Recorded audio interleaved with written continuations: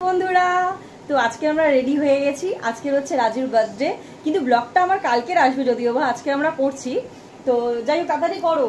কি গো, এবার আমরা এখন যাচ্ছি।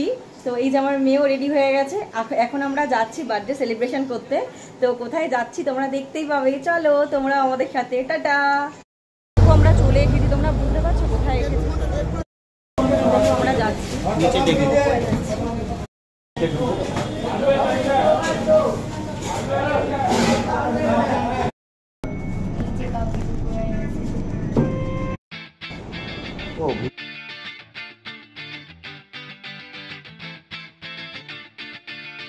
আমরা প্রথমে অর্ডার করেছিলাম চিকেন হারিয়ালি কাবাব। তো এর তো টেস্ট মারাত্মক, আর এখানে খাবার কোয়ালিটি দুর্দান্ত।